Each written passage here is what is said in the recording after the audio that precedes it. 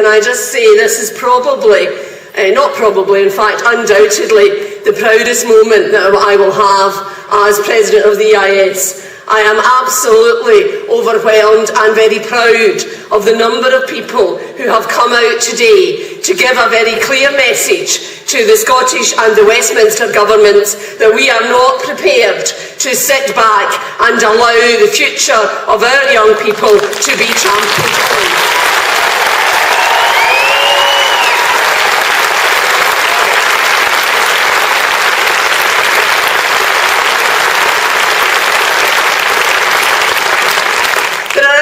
Questions that I want to pose today, and you will know that I am not necessarily posing them to you. I am posing them to the wider public that will be listening and to the press who I hope will be listening as well.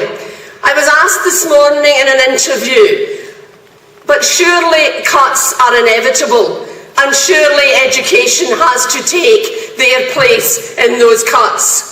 I tell you, colleagues, the answer to that is a very, very firm no. Cuts are not inevitable. We in the EIS do not believe that.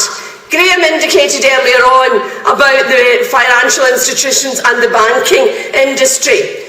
I would like to pose a question, and the question is the government seriously saying, and by this I probably mean the Westminster government, are they seriously saying that our children are less important than the funding of Trident missiles? Are they seriously saying that our children are less important than the funding of a war in Afghanistan?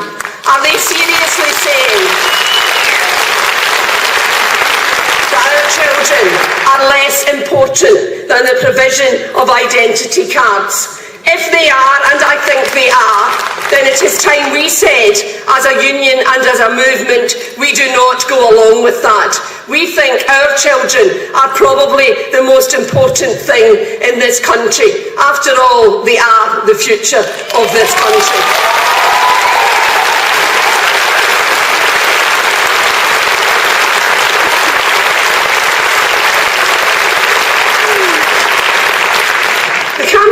Note is quite deliberately called "Why Must Our Children Pay?"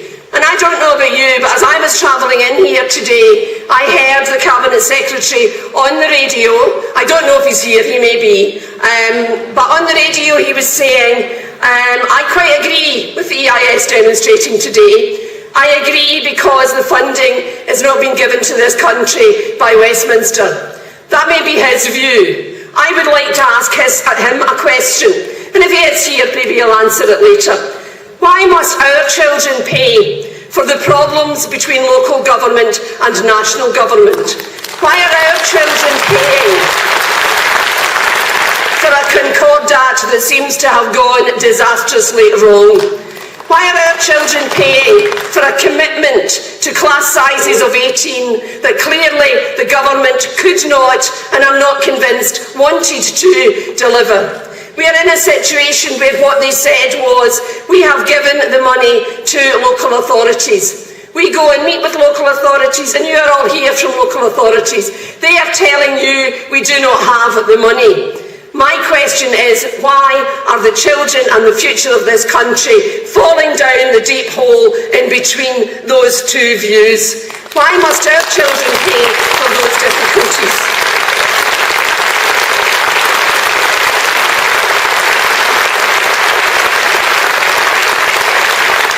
We have a situation where the Cabinet Secretary suggested a deal to local authorities, and that was, if you can prove progress on the reduction of class sizes, progress note of the reduction in class sizes, then I might give you a waiver on free school meals.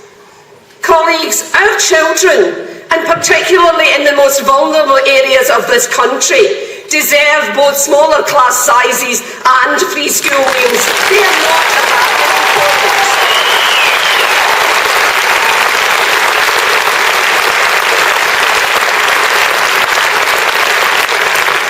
Again, and you can tell by this that I drive around the country a lot and listen to my car radio a lot. And I'm surprised, I did actually have an accident with my car earlier on in the week, but it wasn't related to this, but I'm surprised it wasn't related to this. And this gets me very infuriated. I hope the sound engineers can cope with it. You may have noticed on the radio, in papers, on the television recently, a very laudable Scottish Government advert that talks about, and there are lots of children here today, and there are lots of parents here today, and it talks about if your child is getting bullied at school, if your child has a particular learning difficulty, if your child has recently gone through a traumatic event like a bereavement or a separation in a family, then your child, under the Additional Support for Learning Act, is entitled to extra support in their schools, and what you should do as a parent is go to your school and demand that support. That is absolutely correct, and the Scottish Government advert is absolutely correct. It is a travesty, however, that at the same time as they are spending money on that advert, local authorities across this country are cutting back on support staff and are cutting back on support staff.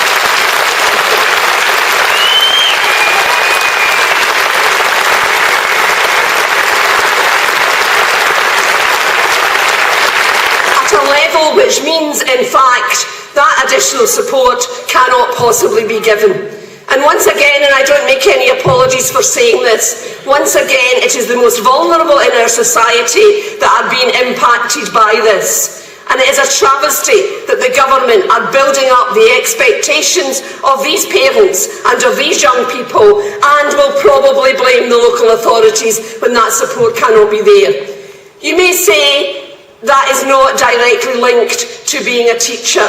And I would say to you, it absolutely, definitely is. You know yourself, if you're sitting in a class of 25, then you're probably quite lucky anyway, but if you're sitting in a class of 25 and you have 5 children with additional support needs, whatever they may be, and that support has been removed from you, then the teaching and learning which you can do is hugely affected. And teachers are highly professional people. And I know that they will feel guilty about the fact that they cannot provide that support for those young people, and that everybody in their class is not getting the best. Because despite what is said often, teachers are a highly professional group of people.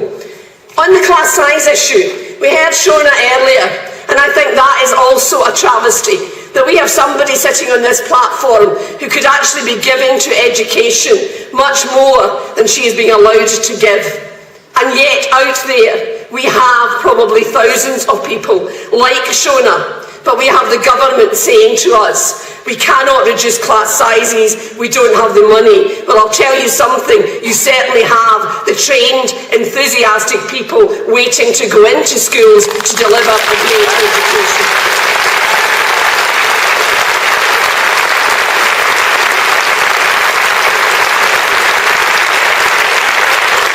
Finally, colleagues, I give notice to Mike Russell, to the Scottish Government and to the Westminster Government. This is the beginning of the fight back. The numbers here show that the Scottish public, teachers, parents, lecturers, students, but most importantly, the children of Scotland will not sit back and be trampled on. They are the future. Invest in them. Do not desert them. Thank you.